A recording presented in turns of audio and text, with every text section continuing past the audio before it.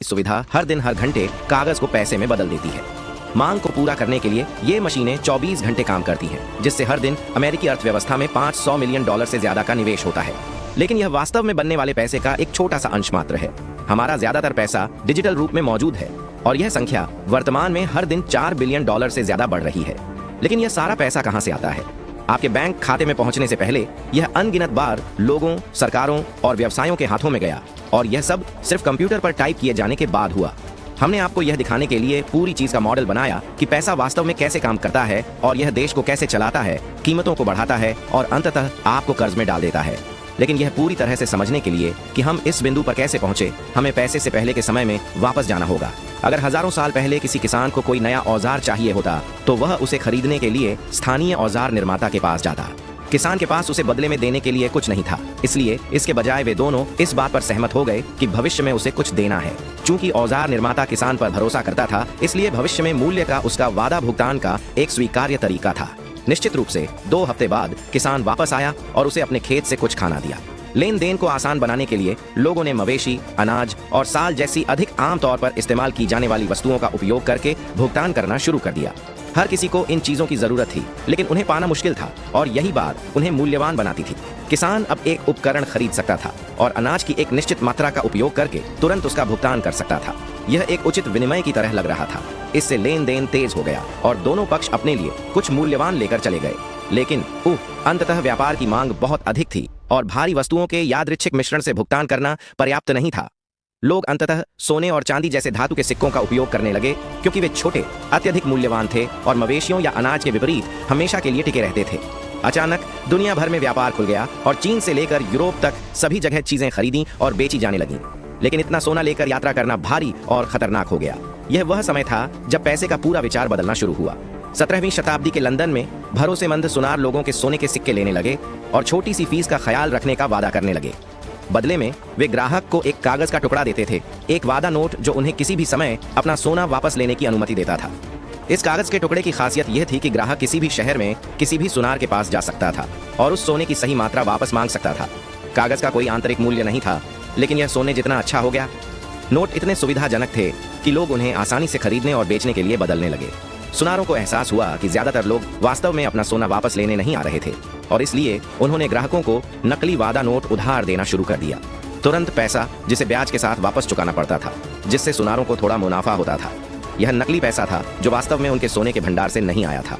अगर कोई सुनार 100 सिक्के उधार देता है तो वे 100 सिक्के गरीब नहीं हो जाते।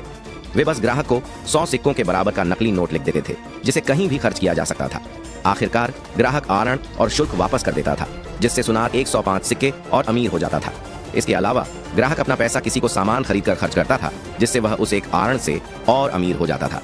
अस्तित्व में कुल मुद्रा में 100 सिक्कों की वृद्धि हुई, फिर भी कोई नया सिक्का नहीं बनाया गया। इसका मतलब यह हुआ कि लोगों के हाथों में जितना पैसा था उससे कहीं ज्यादा था। जब तक हर कोई एक ही समय पर अपने नोटों को भुनाने के लिए नहीं आता, तब तक सब कुछ ठीक रहेगा। अगर हम सुनारों की जगह बैंकों और वादा किए गए नोटों को डिजिटल मनी से बदल दें तो हमारे पास आज की मुद्रा प्रणाली है। आजकल लगभग हर चीज डिजिटल रूप से खरीदी और बेची जाती है। लेकिन क्या आप जानते हैं कि डेटा ब्रोकर आपका निजी डेटा खरीदते और बेचते हैं? इसका इस्तेमाल आपके खिलाफ धोखाधड़ी, पहचान की चोरी, पीछा करने और उत्पीड़न जैसी चीजों के लिए किया जा सकता है। इसके अलावा जब मार्केटिंग एजेंसियों को आपका डेटा मिल जाता है तो वे आपको स्पैम की कभी न खत्म होने वाली आपूर्ति भेजना शुरू कर देते हैं। अच्छी खबर यह है कि आपको अपनी निजी जानकारी की सुरक्षा करने और उसे हटाने का अधिकार है और वे सैकड़ों लोगों से आपकी निजी जानकारी खोजना और हटाना शुरू कर देते हैं। डेटा ब्रोकर्स के बारे में आपको यह पता चल जाएगा कि कितना डेटा हटाया गया है और इसे कहां से हटाया गया है। डिलीट में आपके डेटा को इन डेटा ब्रोकर्स से दूर रखने के लिए पूरे साल लगातार काम करेगा। उनके पास आपके प्रियजनों को उन्हीं समस्याओं से बचाने के लिए एक पारिवारिक योजना भी है। अपना डेटा हटाने और खुद को सुरक्षित रखने के लिए joindeleteme.com स्पेस पर जाइए और चेकआउट पर कोड स्पेस का उपयोग करके 20% की छूट पाएं। वॉशिंगटन D.C में स्थित यह सरकारी सुविधा हर दिन हर घंटे कागज को पैसे में बदल देती है। मांग को पूरा करने के लिए ये मशीनें 24 घंटे काम करती हैं, जिससे हर दिन अमेरिकी अर्थव्यवस्था में $500 मिलियन से ज्यादा का निवेश होता है। लेकिन यह वास्तव में बनने वाले पैसे का एक छोटा सा अंश मात्र है। हमारा ज्यादातर पैसा डिजिटल रूप में मौजूद है और यह संख्या वर्तमान में हर दिन $4 बिलियन से ज्यादा बढ़ रही है। लेकिन यह सारा पैसा कहां से आता है? आपके बैंक खाते में पहुंचने से पहले यह अनगिनत बार लोगों, सरकारों और व्यवसायों के हाथों में गया और यह सब सिर्फ कंप्यूटर पर टाइप किए जाने के बाद हुआ।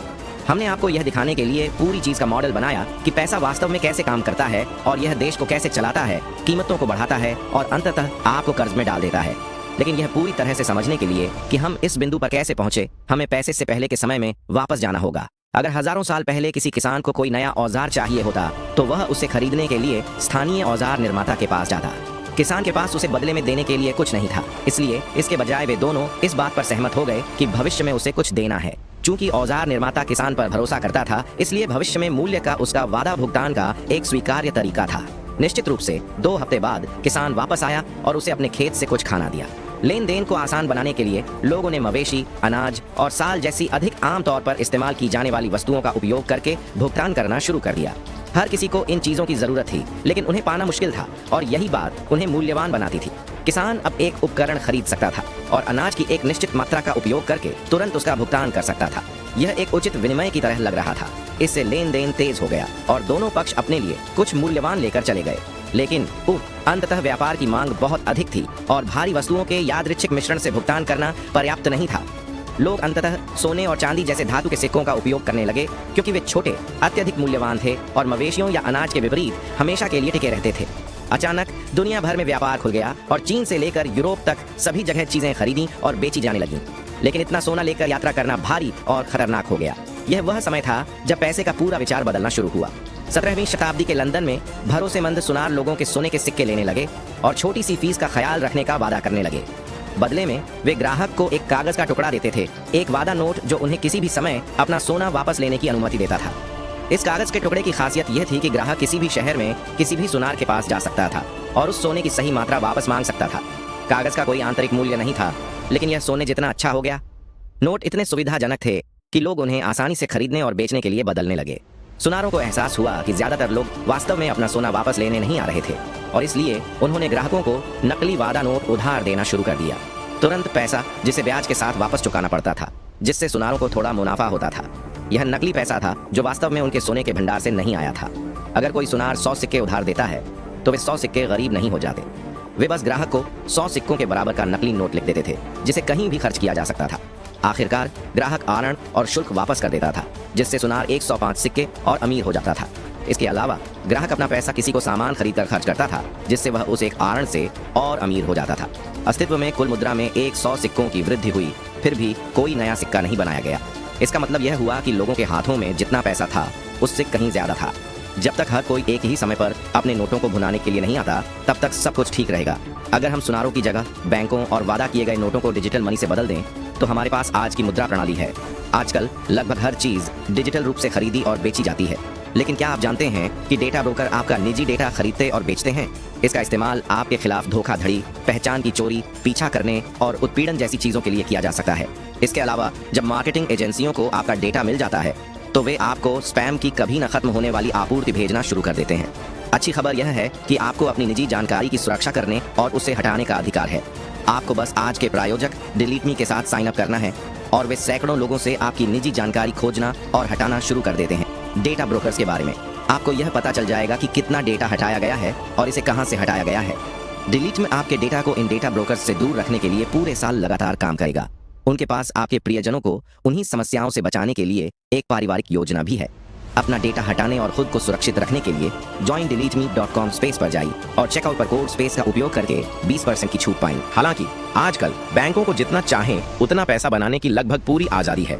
अगर उनके पास बैकअप मनी कम पड़ रही है तो वे बस केंद्रीय बैंक के पास जा सकते हैं और ज्यादा पैसे मांग सकते हैं और यहीं से चीजें हास्यास्पद हो जाती हैं। नया पैसा बनाने के लिए सरकार एक बॉन्ड बनाती है जो अनिवार्य रूप से एक आरण है जो एक स्थिर प्रदान करता है आय। बैंक, निगम और विदेशी देश अमेरिकी सरकार से ये बॉन्ड खरीदते हैं और पैसे का यह प्रवाह सरकार के बजट में जाता है। सरकार इस पैसे का इस्तेमाल कंपनियों और लोगों को भुगतान करने के लिए करती है और अंततः यह बैंकों में वापस चला जाता है। समस्या यह है कि अमेरिकी सरकार लगभग हमेशा अपनी कमाई से ज्यादा पैसा खर्च करती है, इसलिए यह लगातार उन लोगों के कर्ज में रहती है जो बॉन्ड खरीदते हैं। उस कर्ज का भुगतान करने के लिए यह करदाताओं के पैसे का उपयोग करती है। पिछले साल सरकार ने करीब $7 ट्रिलियन खर्च किए, लेकिन आपके टैक्स का पैसा इसके लिए पर्याप्त नहीं था, इसलिए सरकार को और अधिक पैसे प्राप्त करने के लिए नए बॉन्ड बनाने पड़े, जिससे वह और अधिक कर्ज में डूब गई और यह चक्र चलता रहता है। सुनने में भले ही अजीब लगे, लेकिन कर्ज के माध्यम से अधिक पैसे जोड़ने की यह प्रणाली दुनिया के अधिकांश हिस्सों में इसी तरह से काम करती है। यह जरूरी नहीं कि एक खराब प्रणाली हो, यह सिर्फ अधिकतम दक्षता के आसपास कहीं भी नहीं चल रही है। अगर बैंक व्यवसाय, शिक्षा और बुनियादी ढांचे जैसी अधिक उत्पादक चीजों के लिए पैसा बनाते हैं, तो सिस्टम में जाने वाला यह सारा पैसा हमें लंबे समय में अधिक रिटर्न दे सकता है। और अब प्राइमल स्पेस गिव अवे का समय है। पिछले गिव अवे की विजेता क्रिस्टन है, बधाई हो।